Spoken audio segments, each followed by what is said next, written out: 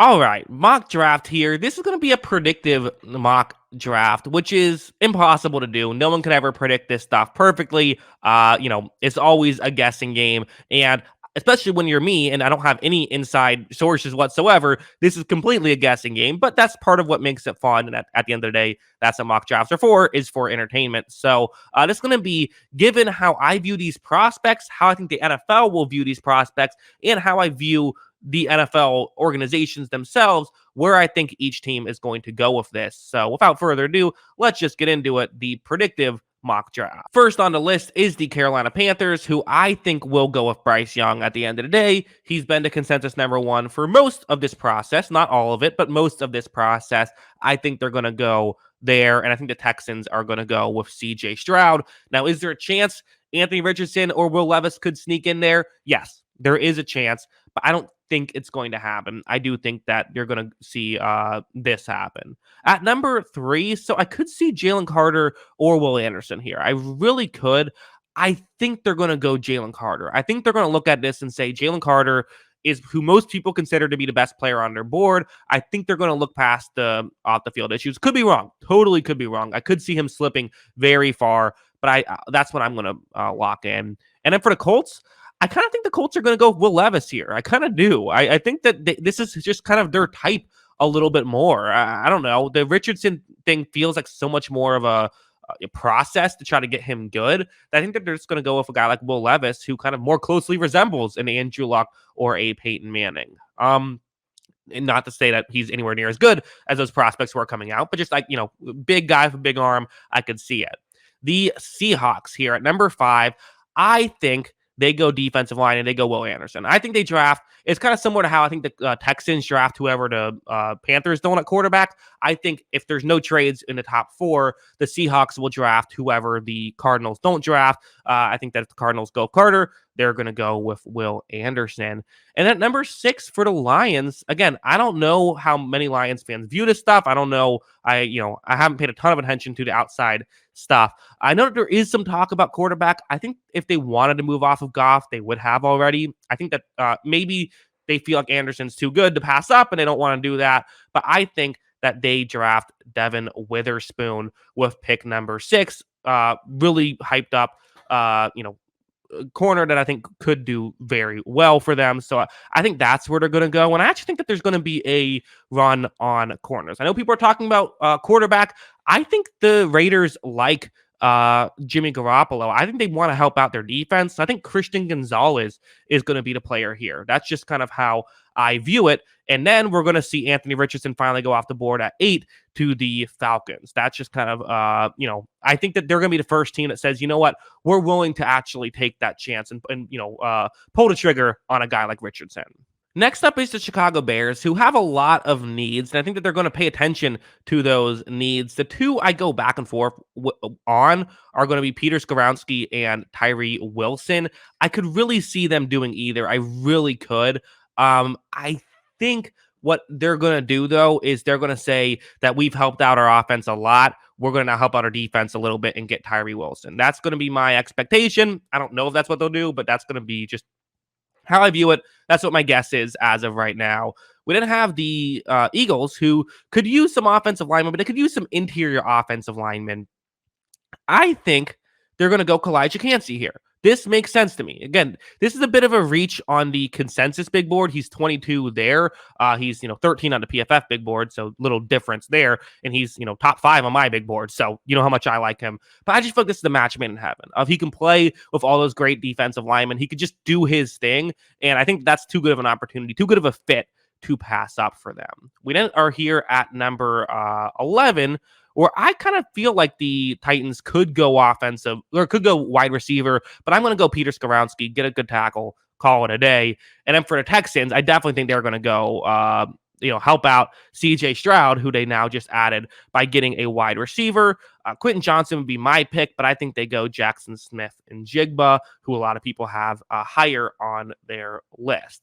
We then have the Jets. The Jets here, who they could use a tackle. I think they're going to go after the highest tackle available on the consensus big board, Paris Johnson. Call it a day. And then the Patriots, who I feel like they typically, again, there's bigger needs potentially on their board than what I'm going to have them go with. But I feel like Joey Porter Jr. just makes it's such a good fit for them. It makes total sense of get a quarterback who's a bit of a developmental guy, who has a little bit of holes, but I think the Patriots will know how to use that and know how to use that piece perfectly. So it's too good of a fit to pass up, in my opinion.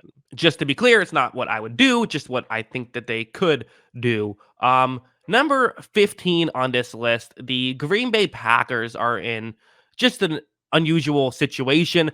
I think Dalton Kincaid is going to be the guy. I think they're going to want a receiving option. Maybe they'll go after Quentin Johnson, but I think that they're going to prefer to go after a tight end here. I don't know why, but that just feels like the way that this organization tends to run. They want guys who can do several things for them. And I think Kincaid, they'll feel like can do that. So that is my pick there. We then have the Washington Commanders, which are, I don't know. This is an interesting team. Like, which way do you go if you're the Commanders? Could they go after a Bijan Robinson at this spot? I could see it happening. I don't think it's crazy that they could draft him this high, but I don't know. I think teams are wary of drafting running backs in the first round at this point. I do think the NFL has changed to some degree, so I don't think it's a guarantee that he goes there. They don't need an edge rusher, which are some of the next highest players on the board, so I don't think that's necessarily where they're going to go. Do they draft one of these tight tackles and try to make them interior offensive linemen? I could see all of it, I suppose. I think I'm going to have them say that, they're going to say, well, we don't know exactly what we want to do. Let's just get the best player available. Let's get Bijan Robinson. Not what I would do, but I could see it happening. We then have the Steelers, who Steelers could go after, corner and tackle feels like where they would probably want to go. I think they're going to go after Broderick Jones, who is the highest tackle on the consensus big board. Get a tackle, call it a day. And then the Lions go after Quentin Johnson, who I think would fit that team perfectly. In my what I would do mock draft, I selected him. I believe I selected him 6th overall, if I remember correctly. So, I really like him a lot as a player. I think he's highly underrated.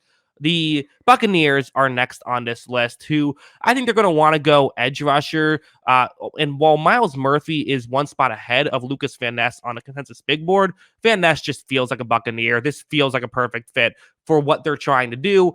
Get the power guy on the edge. Not the pick I would make, but I think it's the pick that they will make potentially. Then we have the Seattle Seahawks, who, again, keep in mind, Seahawks already have now added an edge rusher, Will Anderson. So maybe they could think about adding, an edge rusher here. But if they have Will Anderson, I don't know if that's what they're going to do necessarily, and which puts them in kind of a weird position. You know what? They're in a bit of a luxury position, and what you typically do when you're in a luxury position is draft a luxury player. So I will have them going after, Jordan Addison. I think is the pick here. Could be a great number 3 option and could really help them out a lot. And you know what? I'm going to have a bit of a wide receiver run here. I'm going to give Zay Flowers to the Chargers, who I think could really, benefit from having an extra a third option. These are two teams that have two really good options. A lot of times in the NFL, you need that third option, and now both of those teams have it. The Raiders are now mad, so they can't go after that. So instead, they're going to get Miles Murphy. Feels like a Raven, kind of this very unique athlete they're going to try to use to their benefit. So I can definitely see, how that could work. We then have the Minnesota Vikings on the board here, which, listen, even though they had a pretty good record last year, there's plenty of needs for this football team. There really is. Several ways you could go with this team. I think I'm going to have them go after. I'll have them go Deontay Banks here. 16 on PFF's big board, 23 on the consensus big board. Draft him at 23. Feels like he could help out that coverage unit a good amount. We then have the Jaguars, who, again, I'm going to have them go Nolan Smith. Get an edge rusher here who can, I think help out that team. Now, listen, if Trayvon Walker hits, then awesome. Trayvon Walker hits. Then you have, two really good edge rushers. Well, why did you draft Nolan Smith? Nolan Smith can play 500 and 700 snaps still, even if Trayvon Walker ends up being great in year 2, even though he wasn't great in year 1. Josh Allen, played 1,000 snaps last year. Maybe you can pump that down a little bit, give Nolan Smith a little bit of those snaps, and then give him a little bit of Walker snaps. We saw how much Arden Key meant to that team last year. Well, third edge rusher still matters, still gets plenty of snaps. I'm going to have them go edge rusher here. We then have the Giants. So the Giants are in a unique scenario of where do they want to go? Because again, I think they have a good amount of needs, but I'm going to have them go Brian Branch, who I think is the best player available on the board, is a position of need. This just makes sense for me. And this one is going to, for a predictive mock draft, this one's going to feel like a bit of a reach for me for Dallas, but I am going to have them go with Jack Campbell. I think they're going to want to go after a linebacker. I think they're going to want to go after someone like Jack Campbell. He feels like a Cowboy. This to me definitely makes sense. Number 27 now, you have the Buffalo Bills, who are another team in a unique scenario here. As what do they need? Their needs aren't huge. However, given the state of their offensive line, I do actually think that I probably would put tackle on one of their needs, even though it's not on the consensus, even though it's not on what PFF list as a need. So now I got to figure out the best tackle available that I think they would go after. Again, not my pick, but who they would consider the best tackle available. Darnell Wright is the highest one on the consensus big boards. I think that they would go there. So that is my prediction. Then the Bengals, I'll have them go Michael Mayer here, get a tight end position of need. Makes sense for me. We then have the New Orleans Saints are next up on this list. Where did the New Orleans Saints want to go? Maybe they're going to go after Brian Bressie. Bressie, still got to figure that out because everyone's going to pronounce it wrong in every mock draft. And getting an interesting interior offensive lineman who could rush the passer, interior defensive lineman. I could see, who can rush the passer well, could be a very valuable piece for New Orleans. At pick 30, we have the Philadelphia Eagles, who again, in pick 10, drafted Kalijah Cansey, so they got another defensive lineman, which checks out. That's what they like to do.